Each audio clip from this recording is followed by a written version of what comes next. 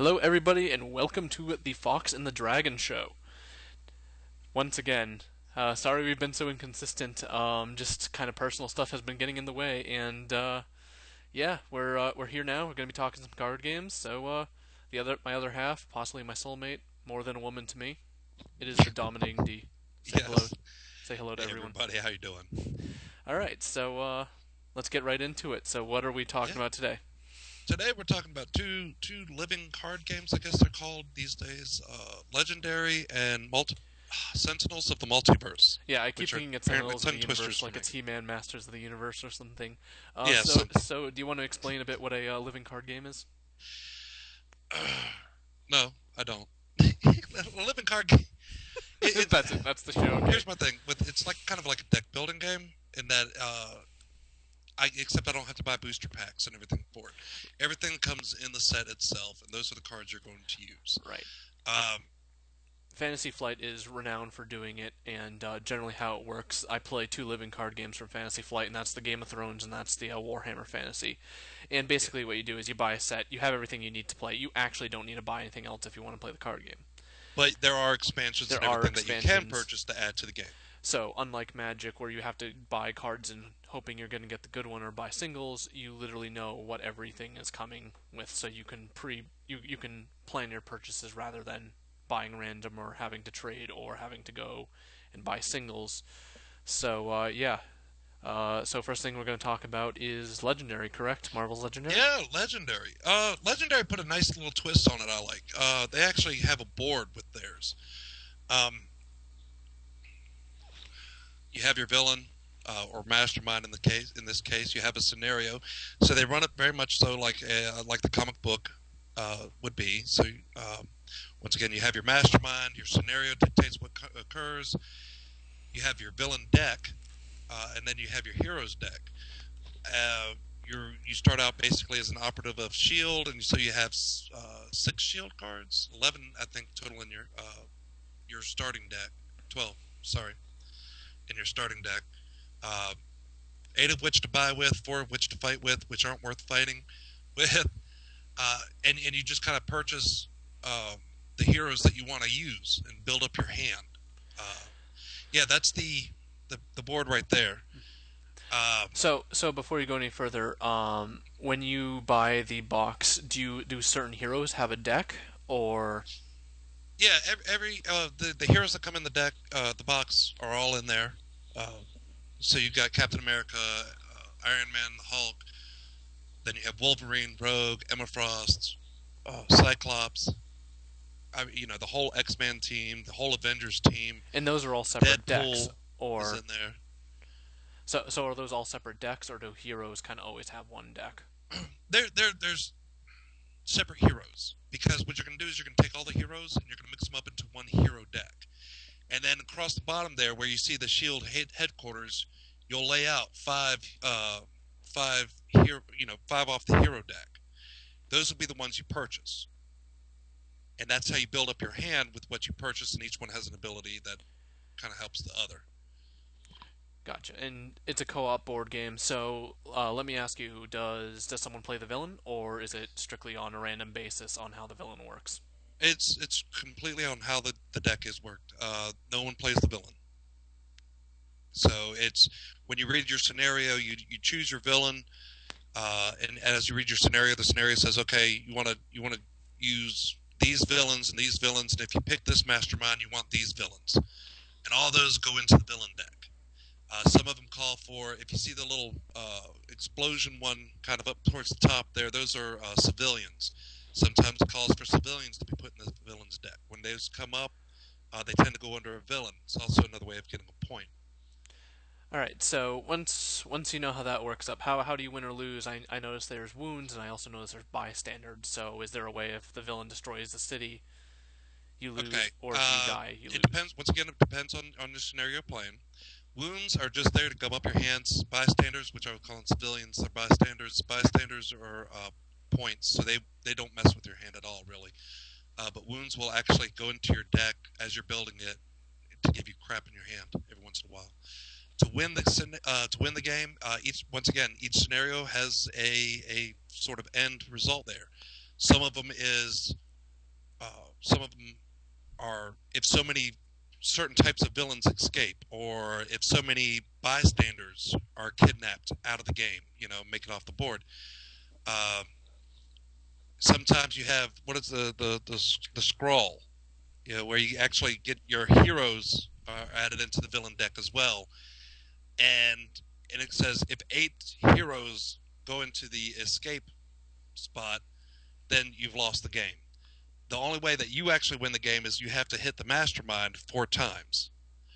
But the mastermind has somewhere between 8 to 14 hit points, and you have to do all the damage at once. Oh.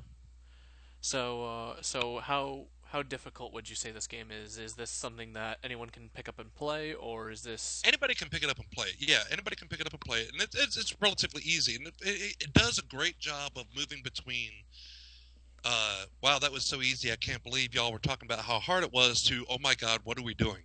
So is the mastermind picked at random, or is it kind of like You Arkham can choose the Horror, mastermind. or is it We, kind of we, like we Arkham do Horror, ways where each? because we've played it so many times in the store. We actually have a system set up to where we'll roll a die and we'll pick that mastermind, Mhm. whoever it is. Right. So is it kind of like Arkham Horror with the old the is it the Elders? I forget what the villains old ones. Man, I'm having a brain fart. Um, Kind kind it's kind of like not kind of like quite Cthulhu, Arkham or Horror what's his esque name? because are you talking about the one with the miniatures, the board pieces that you move around the city, Yeah, or the card game? yeah. I'm talking about the one where the board game.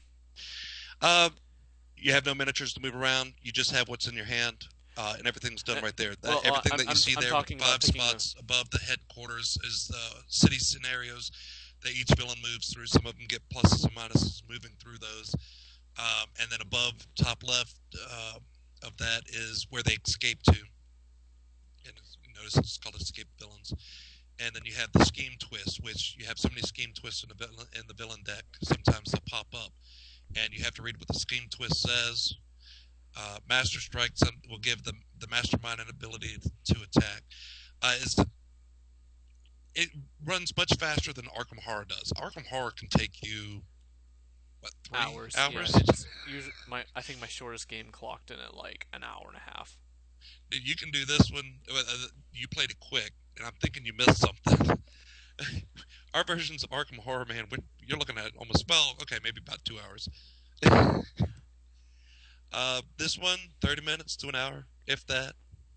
All right, so yeah, obviously people will be buying the box because it's Marvel Universe. So talk a bit about the characters you can play as. So we got a couple on here.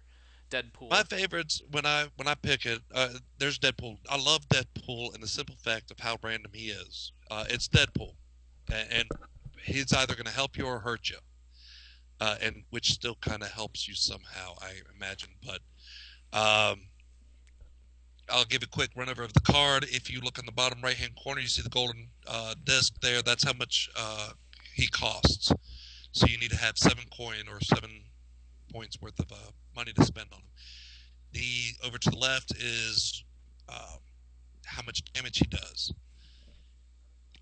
You can barely see it, but in the top right corner, just underneath the name of the card, there's a little fist. That's the style of card it is. Each card of a hero has a little emblem in that corner. Hmm. Some are red, some are blue, some are a black fist. Uh, they're called controllers, flight, fight, a variety of different things. Um, because here's the big part about it: when you're playing your heroes down, each card can affect the next card that's played and give you a special ability, Right. right? But it only works if I play, let's say, his card down first because it has the fist, but the next card I play down also has a fist, and it says if you've played any fist cards, you get to do +3 damage. Hmm. Well, I've played a fist card already, so then I get whatever the damage the card does plus the 3. So it's a bit more based on kind of combos than buffing It heroes to really deal is. I maximum mean, you can damage. play it straight without combos and have fun, but when you start learning all the combos and the way things work, uh, it makes it that much more.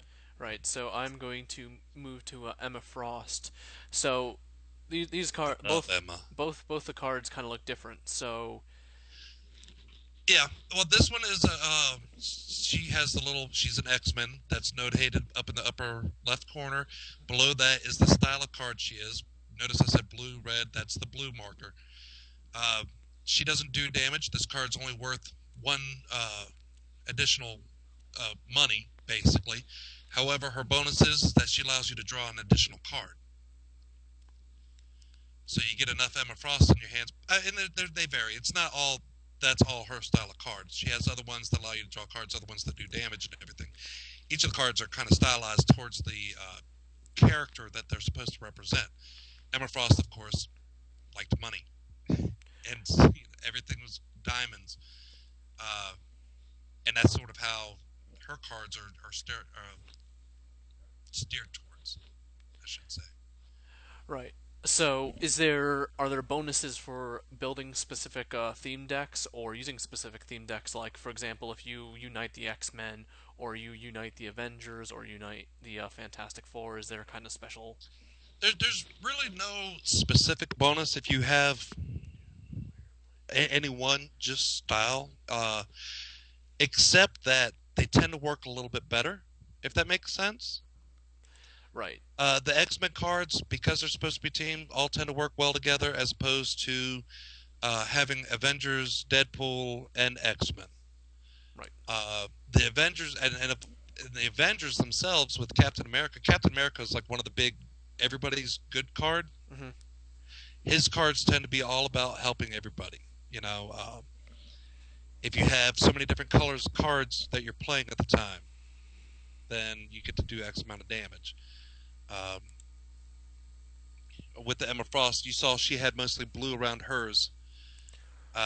They also have red, yellow, green, kind of borders that go with the picture that help uh, to differentiate Hmm. uh, the cards. All right. So that explained character. So let's look at Loki here. Loki, the mastermind. Okay, this is actually not one of the mastermind cards. This is what's under the mastermind card. There's a top card that says mastermind on it, and what happens is if you pull the master strike from the villain deck, he has an ability that goes off at that time, and Loki's will screw you. When you beat him, this is the card you're beating, so you have to do at least 8 points of damage in one hit to Loki. Hmm. But if you look at it, it has what happens when you fight. And if you win, does that one have it? Always leads. Yeah, Master Strike. No, that is the top one. Alright. Sorry. My fault. So Master Strike on it, and that's what happens when you pull the Master Strike out on it. I'm sorry, I thought I gave you the other card. Uh, because I wanted to show when usually when you beat a mastermind, their cards are very beneficial to you. When you beat Loki, his cards are usually not beneficial to you at all. Some of them are like, oh, you get to draw three more cards and go again or something. Loki's not like that. Right. Loki's all like, hey, yeah, no, you got to discard your entire next hand. I'm like, oh, shit. Yeah. So basically, Loki likes to bone you. Yeah, All right. yeah. All right. So legendary, definitely worth a purchase. Definitely worth the Consider it, purchase. or try before you buy, or is this a must-have? I think it's definitely worth the purchase. If you, especially if you're into comics, superheroes, I believe this one is, to me, much better than the DC one and a lot more fun. All right. So, and oh, we forgot to ask how many players. We've had up to six. Up to six. Okay, so up to six players. How much do we? How much is it going for? Do we know off the top of our heads? Off the top of my head, I think I could buy it for $50. Most places are selling it for about 70. All right, so $50 to $70 depending on Yeah. where you buy it. Okay, so moving on. Sentinels of the Multiverse. Ah, this is my current favorite game, card game, living Your card current game. favorite. My current favorite, and my absolute favorite out of the deck out of the game is the Wraith. Every time I've sat down and played, I've always played the Wraith. Wraith is like somebody who loves. Look, the game is somebody who loves comics, Hmm. and they couldn't get the rights or whatever to make this, the card games that they wanted to make. So these are sort of parodies. The Wraith is like Batman. All of her cards tend to revolve around equipment. Hang on. Before we go too into characters, co-op. Yes, Is this a co-op card game? this is completely co-op. This is so co-op. You don't even. God, this is co-op. I don't even think this. This one doesn't even have points to worry about. You don't have to worry about who has the most points at the end. This is whether or not you survive. Right. So how does it work? So what do you get in the box? You have villains and you have heroes, and environment. There All is right. no board.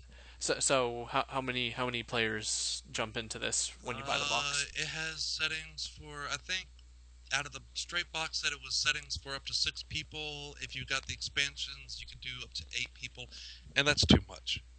That's too much. Yeah, it's 8 people's too much. How many would you say is right then? 6 is pretty good, and 6 is kind of pushing it, but to me, but I like a faster game. I like 4. Yeah. Four You, people at the table, and everybody goes, and wham bam, thank you, man, we're done. right. Okay. So what's the objective? The objective is to beat the villain. It's Okay. very much like it's very much like Legendary, except that Legendary you have to hit the beat the villain 4 times. So Loki was 8 points per card. It's what 32 points total. The villains in Sentinels and Multiverse tend to run from about what I think the expansion's brought a couple of lowers, 40 to 100 points. Hmm. That you have to be able to deal. Now the bonus is that any damage I deal to the villain, he keeps, unless he has an ability that will heal him. So I don't have to do 40 to 100 damage points at once. All right. I can usually only do so much damage myself. And it's kind of, it goes around and everybody does something. What I like about it is that at the table, people will say, okay, it's like, why do I even have a hand to keep from anybody else from seeing? It's because I'm going to go, look, I've got these cards, I can do this. What do y'all want me to do? Okay. So now we can talk about the heroes. Now you can pick off where you were going because clearly you have a boner for this Wraith I character. do have a boner for Wraith, man. Wraith is awesome. She's all about the equipment and damn, she's just sexy. No, she really is. She's the female Batman. She's an investigator and she has equipment. She has all sorts of cool abilities. I won't say she is uh, the quintessential Batman. I won't. She's not so much of a hero that she can defeat most supervillains by herself. She's more of almost support. Everything she does tends to be more supportive. Almost like as a debuffer or buffer or. As a debuff and a buff, well, she doesn't heal. She doesn't get rid of any negatives. She can look at the top 2 cards of the villain deck and put one on the bottom. She can reduce how much damage people take from the environment around her. She can redirect damage instead of going to the lowest person with hit points. It goes to the person with the highest hit points. She has those sort of cards. So it's The kind of damage like around. it's almost like mitigating in crowd control. Yeah, it really is. And then she peppers everybody with her little projectile damage that she does. Right. There's others. There's I think Legacy. Young There's Legacy. Yeah, we who's the have her. speedster. Yeah, there's Who somebody kind else of who's looks a like speedster. female Superman, right? That's the young Legacy. And the young Legacy's arch nemesis is actually her mother, the old Legacy, which yeah. Once again, same sort of setup, different abilities, different ways of how she helps. Mm-hmm. Um, I'm not as familiar with Legacy as I am with, say, Wraith and Haka. That's it, Haka. Uh, but I wanted to make sure that everybody could see the variations. If you notice, top left underneath the SC, it says 30. That's how many hit points she starts with. Wraith has 26 Yeah. How to many? start out with. You take damage throughout Mm-hmm. things. The way the game rolls is it's going to start out from the very beginning hurting you. Uh, you can only use a power, one power, and that's usually the power on your card until you have your hand. So she deals, one target, 5 energy damage. That's her one ability at the moment until you have a hand of cards that says something can do something different. Right. So okay. So it seems like you kind of just grind your way down. That doesn't sound like a lot of damage considering she has like 3 damage. That's only the one power. Like she has other things that add up and stack. You have other cards that you use that give you better abilities. Uh, I'll go with the one I'm most familiar with. Wraith. Wraith has a card that does 3 targets, 1 point of damage each. However, she has another card that when I finally get it out and can leave it out, and these cards, when you put them out, they stay out. But the second card that I want to get out, it says any projectile damage that I'm doing is increased by 2. So now I'm doing 3 targets, 3 points of damage apiece. Okay. So again, is it kind of combo mentality or is this a bit more? Combo mentality and strategy, the way you got to set It up your sounds like cards this and one's a everything. lot more based on teamwork. It definitely is a lot more based on teamwork because everything that everybody's going to be doing, when you have things like the environment kicks in, and when certain villains get all their bad things out, you literally everybody discusses what we need to get rid of, what needs to go, first, second, what can stick around. Some environment cards can be helpful. Hmm. Uh, what's the dinosaur environment? Something jungle, which you have velociraptors. Velociraptors come out in packs, and they do additional damage for each pack of velociraptor that's out. The velociraptor always goes after the person with the least amount of hit points, whether it's a hero or a villain. Ooh, See, so it that's can actually be see. helpful. You just said Velociraptor, and my wallet is already out, and I'm making a purchase right now. Oh, So you also have the T Rex, and T Rex tends to go after the person with the most hit points. Um, it has another card in can there you make the that's dinosaurs betray each other? no, Damn it, no, wallet's you going cannot make back. the. I've lost you now. I'm not buying it now. Yeah, pretty much. Dinosaurs will betray each other. But anyways, what are these last things? I'm assuming these are villains, right? Those are villains, different villains, and they have their nemesis and how many hit points they have. Look, I mean, what is that? 60, 70? No, 80, 70, 89. Fuck people. Oh, play great. I hate him. Anyway, God, he's an ass. Um, and the So, first, so the first order of gameplay is after everybody gets set up and everybody draws their hand.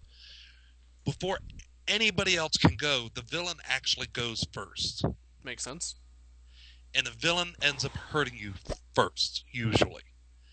Um, we've had games, and a fair number of games, where I'm down over half my hit points before we've even gone.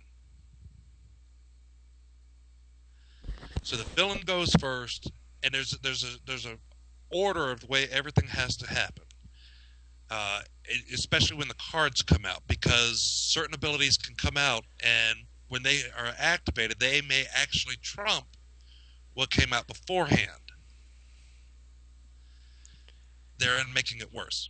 Now you mentioned Nemesis. What does this mean? I'm assuming Spite is Wraith's nemesis, Chaos Lord. There. Yeah, Um, what does that mean? Does that mean if you're it's playing a their arch Wraith? villain. The cool thing is about the game is that if I'm fighting my arch villain, I get a plus. I get do an additional point of damage to them. However, they also do an additional point of damage to me. So is it picked at random, or does the group decide, or how does it work? No, it's they've got it all set up. They have a little book that you get when you get the box set, and it goes through and it tells you each of the heroes and who their nemesis are. Some of the nemesis they haven't even put out yet, so some people are still waiting for the nemesis. All right. So yeah. How much? Is this a must buy sort of This buy? is, you know what? If you like comic books, honestly, more so than I would suggest this one more so than I suggest the Legendary. I have a lot more fun with this one. It comes out with better expansions. The game system, to me, once again, it's a lot more cooperative. I can't. I suppose there are ways to bone other people in the game. We haven't seen it yet. Of course, I have somebody All who right. made it. And how much does the beginner set go for? $40, I think, Oh wow, is the that's place I priced it at. But online, I don't know. how many hero decks do you get out of the box again? Oh God, was it 6 or 8. Oh wow, so you get a lot of stuff. You get a lot of stuff, and you get a good selection of stuff to get. Everybody's different in their own way, uh, and it makes God, it makes it fun. And it's kind of well, comic bookish with a tongue in cheek bit, you know. Right? Yeah. It actually sounds like a lot of fun. I mean, honestly, Sentinels and Multiverse is probably something I get. Um, Yeah. Between the two, if you were to ask me between the two, I would say Sentinels of the Multiverse before Legendary. yeah, cheaper too. All Yeah. right. So, anything else we gotta say? That's about it at this time, man. I've gone out, looked at a couple other things. There's some new games that I'm trying out that have just come out. There's some that have been out for a couple of months that I'm gonna get a refresher on for the show. One of them's Level 7, which is a board game that I think a lot of people here would like. Right. I'm actually thinking about dusting off some of my old board games and possibly doing my own thing. And you're the one that interviews me. Um, I have I'd like to do one on Battlestar Galactica since that's probably my favorite board game of all time. Battlestar Galactica. Oh, that's a big hit too. There's a Yeah, lot of the people that love I Battlestar. was reading some article and they were saying that greatest sci-fi board game of all time. It was number one. It beat Yeah, was it Twilight Imperium, the big one. But anyways, so we're getting off yeah. track. So yeah, Well, that's what we're supposed to do. yes, it's our show. We can do what we want. But a few quick announcements before we say good night is at Dice Troop we kind of we're accepting donations now. If you like what we do, you can go onto our Tumblr page and click the donate button. You know, you can donate us $1, $2, $5, whatever you can spare. We will still keep doing the shows for free. Just some of us put a lot of time and money into this to bring you shows. You know, we're pretty solid now. We got a solid lineup. Working Yeah. with Corruption Points on Tumblr to bring you a pen and paper RPG show, and once that's going, that's going to be the Tuesday show, and we have a show coming out every weekday now. Tuesday. Think about that. That's pretty big. That is big. Yeah, we got the Hammer at 1 on Monday. Then we'll have not the RPG show probably won't be coming for another 2 weeks, but we'll Yeah. have that on Tuesday. We'll have the Black Vault and Seb and Brent. They had so much fun with it. They're gonna make a fluff show filler in between Nice. books. But Black Vault itself will be once a month. But on Wednesday they're thinking about just doing a fluff talk filler. Thursday will be Fox and the Dragon whenever we Yep. can really, and Friday is Toxics Battle Bros. Nice. And then we got Yes, and we need to get back on about the Fox and Dragon because I got a couple of games that I got to finish getting out yeah. so I can So review. I feel like I had something else to announce. You probably did, and I just threw you for a loop. Yeah, probably. Uh, yeah. So that will be it, and we will talk to you later. Thank y'all for coming. Yes, thank you all for coming.